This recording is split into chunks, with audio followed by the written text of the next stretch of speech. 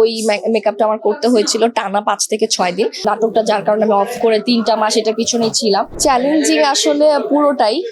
প্রথমত তো আসলে আমার ক্যারেক্টারটাই খুবই চ্যালেঞ্জিং। এটা আসলে আমি কি বলবো, এটা একটা মেয়ে, আমি তো ভালোই অ্যাক্টিং করে আসছিলাম নাটকের মধ্যে, কিন্তু যখন এটার প্রপোজাল আমার কাছে আসে তখন তো প্রথমেই আমি হ্যাঁ বলে দিই গল্পটা শুনেই। বাট মানে পুরো গল্পটার মধ্যে ইমোশন যদি থাকে কিছু, বা আমি যদি ইমোশনালি দর্শককে কানেক্ট করতে চাই, যেটা শুধুমাত্র আমার ক্যারেক্টারটাই করতে পারে।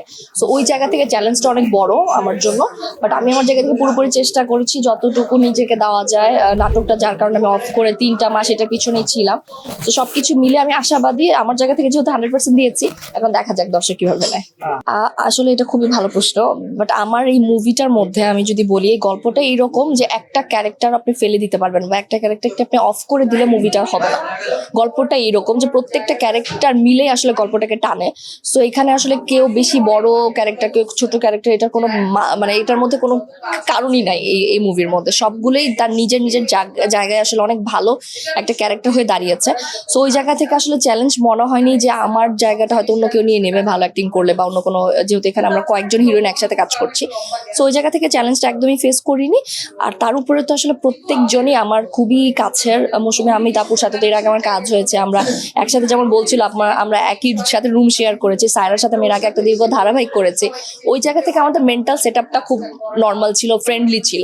তো শুটিং করতে খুব ভালো লেগেছে। আর গল্পটা যেহেতু আগে থেকেই জানতাম কে কোনটা ক্যারেক্টার প্লে করছে, কতটুকু কার কি, সবকিছু জানা। তো ওই জায়গা থেকে চ্যালেঞ্জ মনে হয়নি আমার।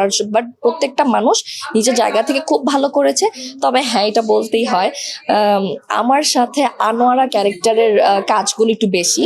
আর আনোয়ার ক্যারেক্টারটা প্লে করেছে আমাদের মৌসুমী হামিদ আপু। তো আমি যখন শুনেছি যে হামিদ আপু এটা করছে, তখন আমি একটু ভয় পেয়েছি, বিকজ আপু এত ভালো অ্যাক্টিং করে। ওই জায়গায় যদি আরো বড় পর্দার ব্যাপার, ওইখানে যদি আমি একটু মানে না পারি, ওইখানে তো দেখা যাবে ব্যাপারটা একদমই। ওই জায়গা থেকে ভয় ছিলাম, নার্ভাস ছিলাম। বাট আপু এত এত সাপোর্ট দিয়েছে প্রত্যেকটা সিনে। তো ওই জায়গা থেকে আর কি মনে হয়েছে যে না, আলহামদুলিল্লাহ, এখন কাজটা ভালো হয়েছে। আর এখানে আর কম বেশির কোনো ব্যাপার নেই। মজার অভিজ্ঞতা বলবো নাকি বলবো আসলে ভাই কষ্টের অভিজ্ঞতা, সেটা হচ্ছে যে এইখানে যেহেতু আমি একটা ভিকটিম ক্যারেক্টার প্লে করছি, এখানে আমার একটু আলাদা মেকআপের ব্যাপার ছিল। প্রস্থেটিক মেকআপ আমরা যেটাকে বলি, ওই মেকআপটা আমার করতে হয়েছিল টানা 5 থেকে 6 দিন। সো ওইটা তো পুরো কেমিক্যালটা ইউজ করা হয়, ওটা তো আসলে। আর যেটা হয়েছে, আমার ফুল বডিতে এই মেকআপটা দেওয়া হয়েছিল। সো এই মেকআপ করতে লেগেছে 5 থেকে 6 ঘন্টা। আর এটা করার পর আমি না পানি খেতে পারতাম, না খাবার খেতে পারতাম, না ওয়াশরুমে যেতে পারতাম। তো সবকিছু মিলিয়ে 5 থেকে 6 দিন আমার টানা সকালে উঠেই মেকআপটা নিতে হয়েছে। আমার একদম শেষ পর্যন্ত, রাতে যতক্ষণ না আমার শুট শেষ হচ্ছে ততক্ষণ পর্যন্ত আমার না খেয়ে শুট করতে হয়েছে। শুটটা শেষ হওয়ার সাথে সাথে আমার আবার তাড়াতাড়ি চেঞ্জ করে এরপরে খাওয়া দাওয়া যা করা। বাট আমি সারাদিন খেতে পারতাম না এটার কারণে। এইটা একটা কষ্টের আর খুবই চ্যালেঞ্জের ছিল। আর যেহেতু কেমিক্যাল, সো ফেসেরও একটা ব্যাপার ছিল যে আসলে কতটুকু নিতে পারবো বা কি অবস্থা।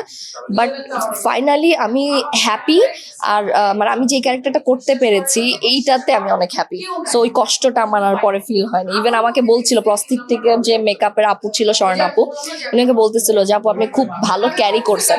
কারণ অনেকে ভয়ে এই মেকআপটা নেওয়ার পর ঘামতে থাকে অনেক, যার কারণে মেকআপটা বারবার উঠে যায়, এটা বারবার করতে হয়।